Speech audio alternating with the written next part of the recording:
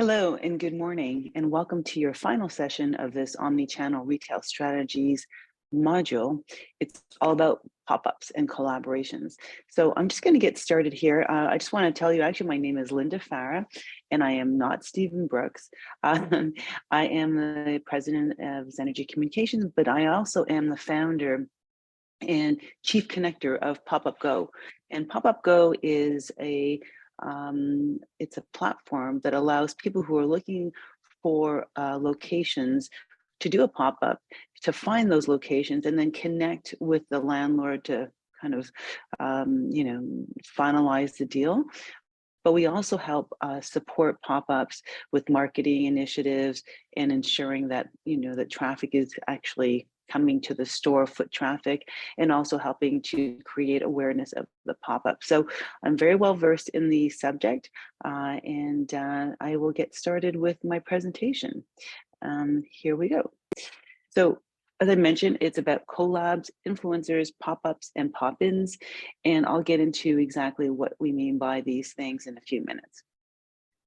So the reality is that it's all about partnerships, and whether it be a partnership with another brand or a partnership that includes an organization that you're popping up into a location, and therefore you've got a partnership with that landlord to help you actually communicate your message and create a connection with consumers. And I'll explain what I mean by that.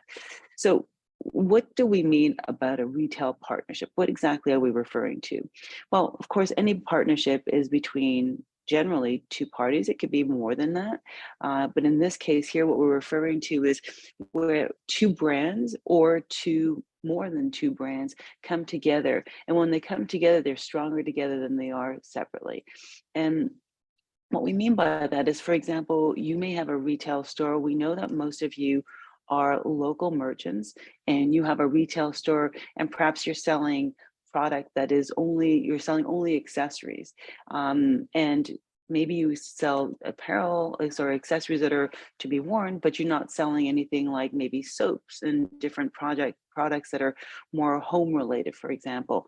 Well, maybe you partner up with a company that actually sells other products that are targeting the same type of consumer, same type of customer, but is complementary to what you sell. And by partnering up with that particular company, then all of a sudden you're leveraging their database. Maybe you're leveraging the people that are following them on social media. Perhaps that company sells online, and now all of a sudden you have visibility from the people that are purchasing online with this company, because now they're aware of your partnership and now you're expanding. So really you're leveraging the relationship by becoming stronger and having a wider and broader footprint in terms of driving interest to your store and awareness.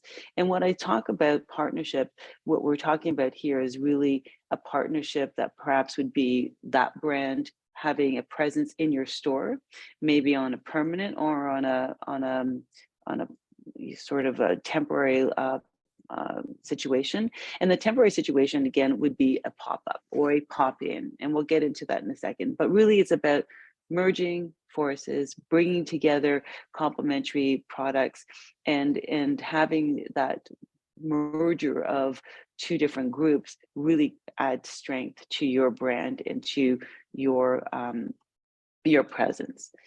So I'm curious in terms of how many have any of you collaborated with other businesses or influencers before? And I'd like to hear in the chat if any of you have, because it'd really be interesting to know, have you actually had this experience? And if you've had that experience, it'd be really interesting, because that would mean that you've perhaps had a pop-in or a relationship with another brand that's helped drive traffic to your store or create awareness. And of course, at the end of the day, drive sales. So you could share your thoughts in the chat at any time that you'd like. I'd love to know. So when we talk about the benefits of retail partnerships, what really, I touched on that a little bit at the beginning, but really, what are the benefits? We want to make sure that, of course, if we're going to partner up with another organization, with another brand, we want to make sure that it's beneficial. So you may have a small retail operation that is in a small town. You don't offer all products, so you find a way that you partner up with another brand that will then add benefits to your store, what you're offering in your store, to your merchandise in your store, and of course you're drawing on a new audience.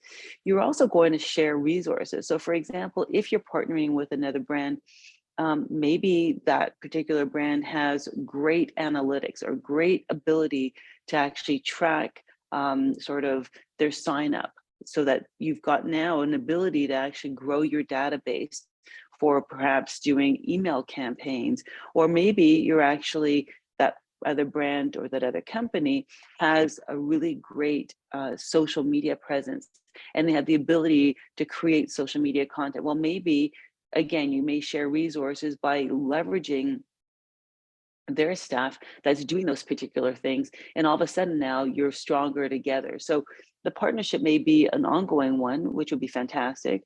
And so you're growing together, and maybe your strength is more in store. You've got great sales staff, you've got a great point of purchase processing system, so they don't actually have to invest in it, but they've got the digital and you've got the physical. So perhaps that's where the marriage is really great. Also, they may help you expand on categories of product categories. And we mentioned that at the beginning, where perhaps you're selling accessories and maybe they have product that complements those accessories that you're selling. Again, it could be homeware. And again, most important, that you must really consider is the fact that you're targeting a similar mindset. It doesn't have to be an age category, but at least you're targeting the same sort of value proposition. And what I'm trying to say by this is, let's say you are a company that's really focused on the environment, and everything that you do is environmentally focused or with environmentally conscious, that you've got the environment in mind, or that you care about the environment. Well, you want to make sure that you partner up with a product or product category where they have similar values, because what you're doing is you're trying to approach the same sort of customer who believes in has the same values as well. So making sure that you actually have some sort of commonality between you and your partner. And by offering new products and new categories and so on, well, now you're going to start building customer loyalty even better, right? Because all of a sudden now you're serving your customer with products that are that resonate with them, and they feel like you've thought about them, in a personalized way, because you're offering them additional products in your store that cater to what they believe in and to their needs. So when we look at stats, and statistics really speak, give important information for us to really think about, because when we look at this Forrester consulting study that found that retail partnerships enable retailers to do the following. It enables them to acquire new segments or markets. So 74% of people who actually partner with another brand will actually develop new customers, will start drawing on new customers and growing their customers. And we all know that we want to increase our customer data, our customers, and of course our sales. So if we've got more people coming in through the doors, if we're actually creating a new sort of customer following, well, that's going to benefit us. It increased customer retention, 72%. So in other words, by partnering with a like-minded brand, by creating these partnerships, we actually are keeping our customers happy, and we're keeping them coming back 72% of the time. Improve the experience of customers or prospects. Again, when we offer these sort of additional products, or we partner up with like-minded companies, well, we're now going to give the customer a much better experience. And when we get to the next slides, we're going to talk about experience and how the experience in store experience is really critical and has become a far more important component than ever before.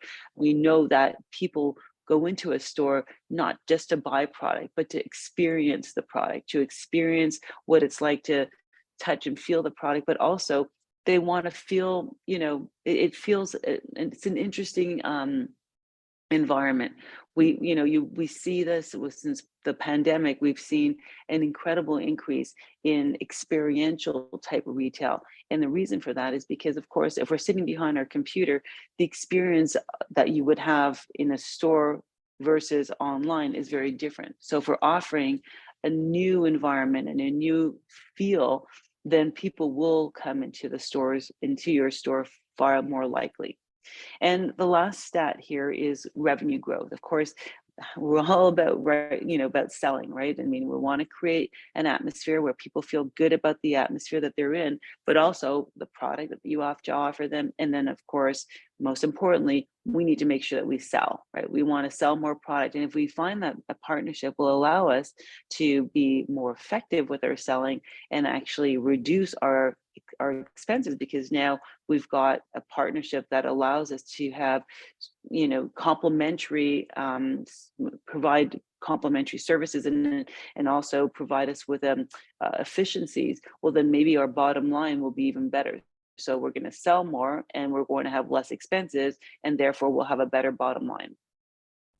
So when we do brand collaborations, and we call them collabs, we have the ability again to market together. So we're no longer marketing on our own, we're now marketing together. This example here is the wine company that collaborated with the cheese company. So the wine and cheese obviously pair very well. They did a pop-up during the holiday season and it was extremely popular.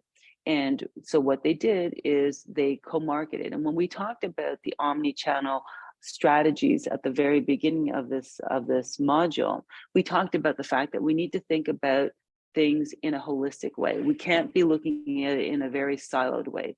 And in other words, what we're trying to say here is when we take a look at all the elements, email campaigns, social media, maybe using our website, maybe word of mouth, maybe all sorts of different methods that we would utilize to market, we would take those elements, bring them together, ensure that they're actually cohesive and they speak the same language. And we would do that with our other brand, with our partner. So all of a sudden now, we've got strength in numbers and we're leveraging each other's databases, we're leveraging each other's brand awareness and followership. So it creates an environment where we've got a lot more strength together, as other than, if we were doing it together, we would be doing it separately. And by doing it together, we have a lot more strength behind us. Co-sponsored events. This is, we know, we talked about this a few minutes ago, that events are really, really crucial in today's retail environment. So whether we're doing an in-store event that's going to drive traffic to our store, we would do it again in a collaborative manner. And we would do it in a way that we would actually create a sort of a human component to the actual selling of our products. So for example, again, if we go back to the example we talked about before, which is jewelry accessories company meets home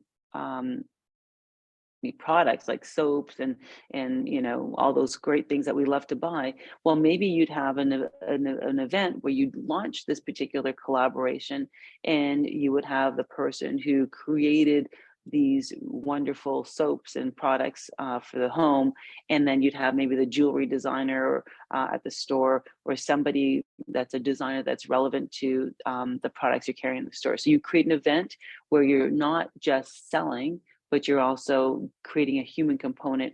And maybe, we all like personalized approach. So by having these individuals in the store that are there and that are kind of communicating with you as a consumer or as a prospect, as a potential consumer, all of a sudden now there's a human element, and there's a component where I could actually have more of a personalized suggestive selling, or I could talk to the designer, which is really fun, and it's always nice to be able to kind of understand the product and how it's made and so on. So creating an event in the store is part of this whole collaborating between two different companies. And of course we can talk about that a little bit in a few minutes in terms of what kinds of people we could have in stores and what kind of things we could do in terms of events in store.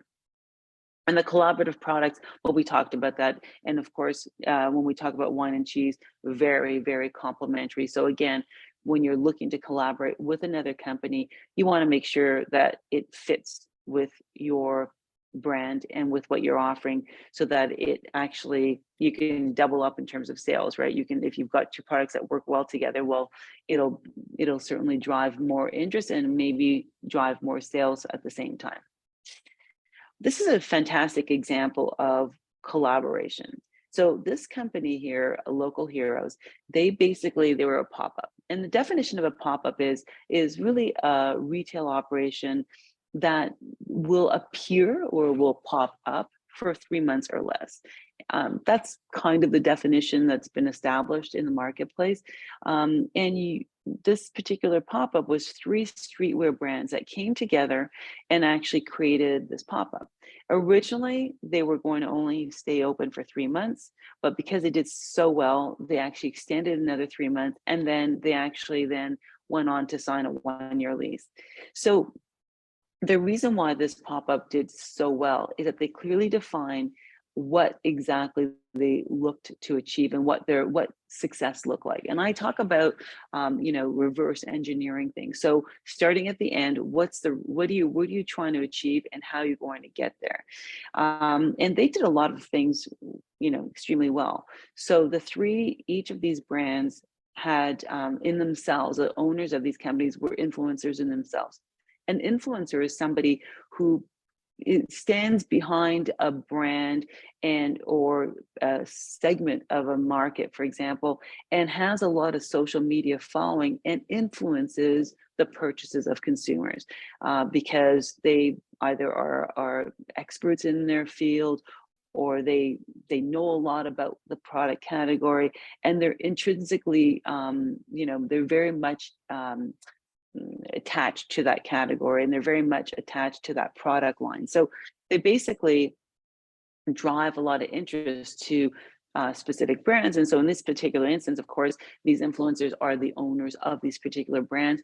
They were very, very much using very much social media to drive traffic to their store, but they also took an omni-channel approach. They used the store itself to actually drive traffic by having a selfie booth and having people, trying things on, sharing it with their friends. So what does that do?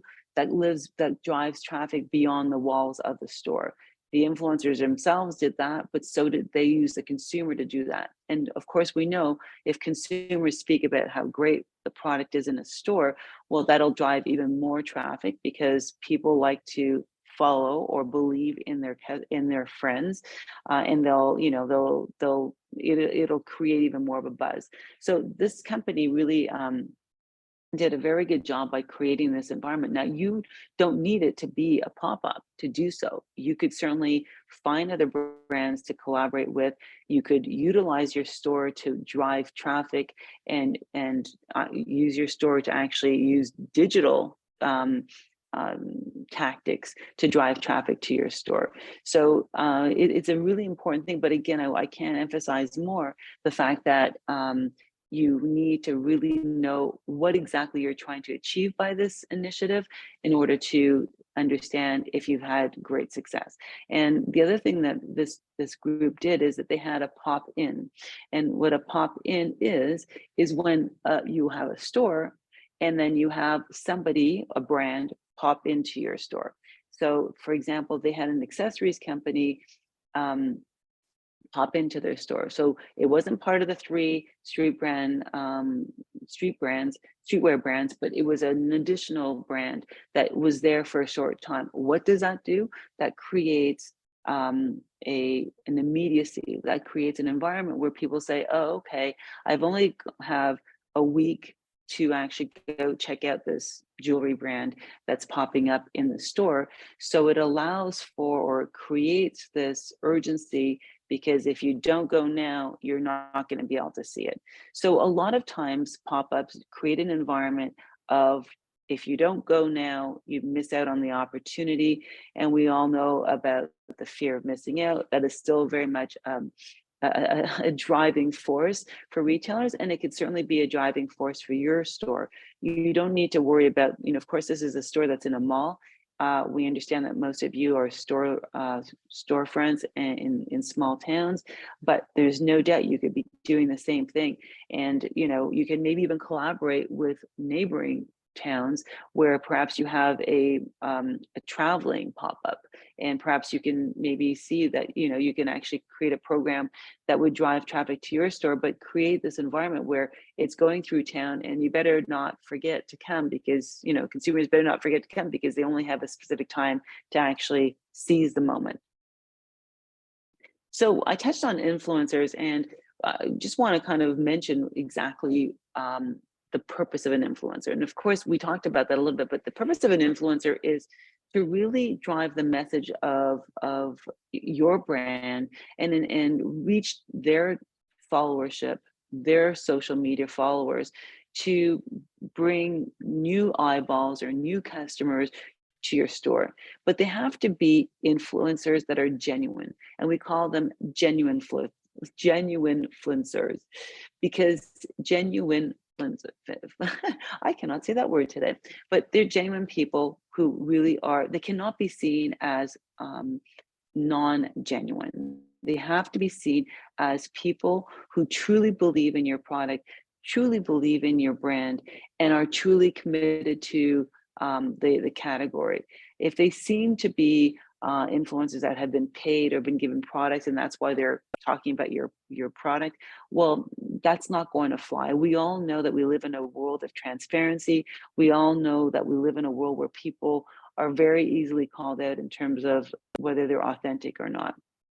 So we've got content shifting from aspirational to inspirational. So these influencers create an environment of inspiring consumers to buy.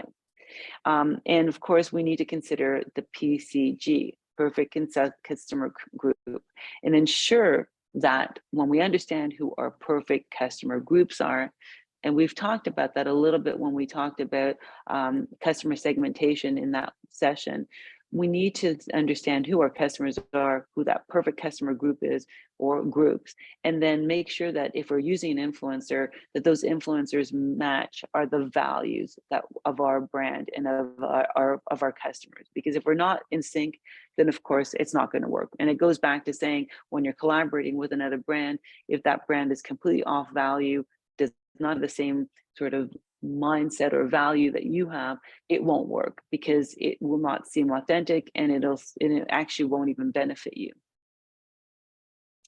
So if you have a chance, you can listen to the Poppable podcast, which is hosted by Scott Blair and Steve Brooks. And Steve Brooks, who's a gentleman that was going to be giving the session, it'll allow you to understand, discover successes in pop-ups, and really identify, how do you find an influencer? How do you actually pay them, or do you pay them? And how do you choose an influencer? Because choosing an influencer wisely, of course, is really critical if you're going to use one. Again, genuine, authentic, relevant. Those are really key words that are important for you when you are looking to select an influencer. And you don't need to use one, but it certainly may help you, even if you're doing it on a local scale. We did a pop-up in the Hamptons, and what we did is that we used influencers that were local. They were local community people that people knew, so they drew by being involved and by associating themselves with our pop-up store. They actually drove a lot of local traffic, which of course is what we were trying to achieve. And so you don't have to have a superstar to do this. It's really all about, what are you trying to achieve, and ensuring that that person matches that goal. So why do pop-ups? Well, it allows you to experiment with low commitment. So for example, maybe you're in one town and you're thinking perhaps of expanding to an adjacent town and opening up another local store. Well, maybe you want to test it. You could test it out very simply by maybe doing a pop-up for a month or 2 weeks, and you don't need to commit for a long period of time. So therefore, we're talking about low commitment and experiencing, just to make sure that you actually evaluate and see how things go. You can grow your business, because if you're doing a pop-up, and you could, by the way, do a pop-in with a local retailer, right? So it doesn't have to be in a neighboring town. You can actually, instead of having a new store, etc., you can actually pop in to another retail establishment, and then maybe grow your business that way, because all of a sudden you're in a store that's driving traffic of consumers that perhaps never knew that your store existed. And that kind of touches on the point of accessing potential consumers. You could also test new markets, and that could be, in the neighboring town that we talked about, by doing a pop-up, or you could do a pop-in in a neighboring town, and it allows you to test new markets, maybe to see if you can expand into a new neighboring market. It allows you to gather business intelligence, and what we mean by that is understanding the consumer, the customers that buy your product. What makes them buy your product? We talked a little bit about that in one of our sessions when we talked about customer segmentation, and it's critical to understand your customers. Maybe you have a database and you want to understand a little bit more. So maybe by actually physically being in front of these customers, these new customers or potentially existing customers, you'll get to know a lot more about the customer and perhaps find out what drives them, and maybe you'll identify a product or category that you're not carrying in your store that would really resonate with them, and that if you carried it, you'd actually sell more and drive more traffic. And it also creates a memorable experience. And we talked about experiential marketing being a really important thing in today's day and age. Experiential marketing is so important. We all want to experience something. And we've seen that with art pop-ups, art installations, all sorts of different types of pop-ups. Well, if you had a pop in your store, for example, where perhaps you had, let's say you want to try to get families in your store. Well, maybe you just have a pop in where you had a craft event, or you had some sort of event that would draw families and people coming into your store. It may not necessarily be to sell any product. It would be maybe just for them to come into your store, and all of a sudden when they're in your store and they're experiencing this great environment, well, then all of a sudden now you've maybe gained new customers. So creating an experience that is memorable and that is one that is tactical, or rather, tangible rather, is really an important one, and one to consider. So I have a question for the group here. Why have pop-up stores become a popular marketing strategy for retailers in recent years? And we've got 4 answers here. A, they provide permanent locations for retailers. B, they allow retailers to sell out of seasoned products. C, they create a sense of urgency and exclusivity. Or D, they offer lower prices than traditional retail stores. And I'm going to launch the poll and see what you think of this. And I'm going to give you a few minutes to cast your vote.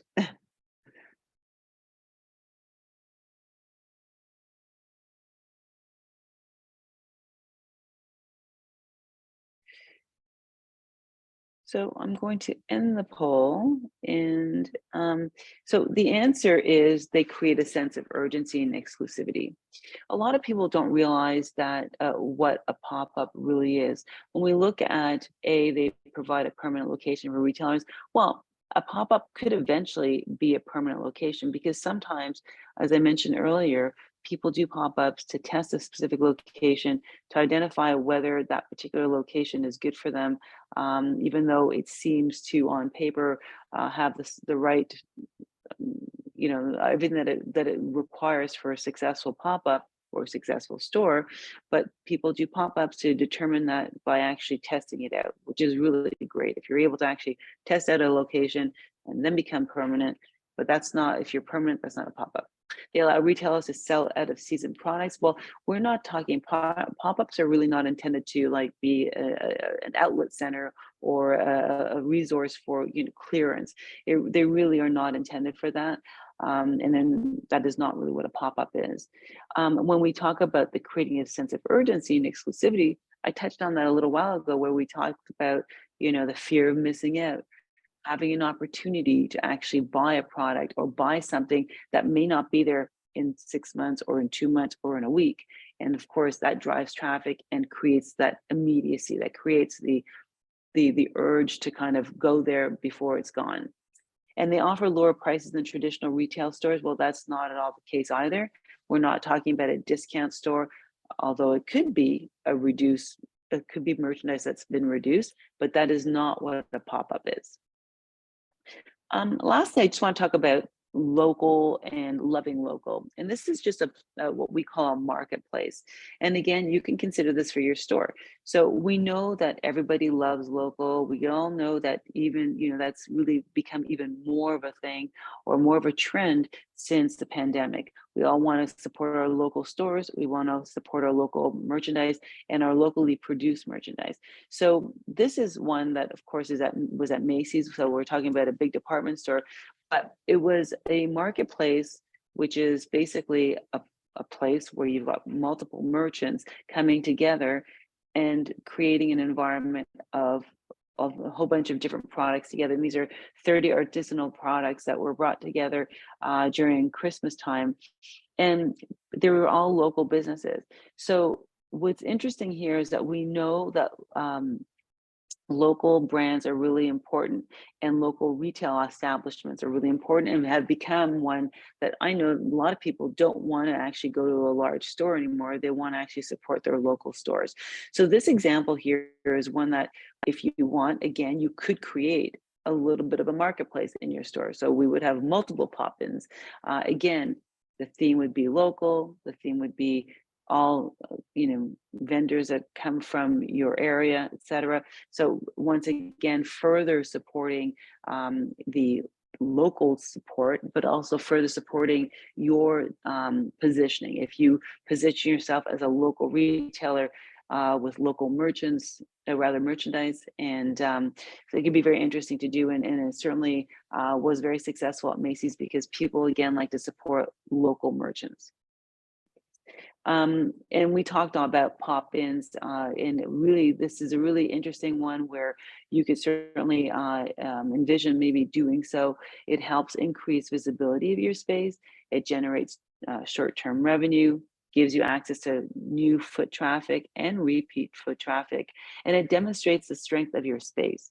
So, for example, you have a pop-in that's successful. Well, maybe you'll have other pop-ins, and again, you're leveraging those pop-ins, followers on social media, those pop-ins, customers, and now you're creating an environment where people are thinking, oh, I need to go to store ABC because they always seem to have something new and unique. And if you market it in a way that people know that you have it maybe on a seasonal basis or whatever, then all of a sudden you've got people coming to your store actually looking for these pop-ins, for these opportunities to experience new brands that are just there for a short term. So if we can basically summarize things in terms of pop-ups, you need to remember when you're collaborating, when you're doing things with another brand, that you must make sure that you're compatible with that other brand.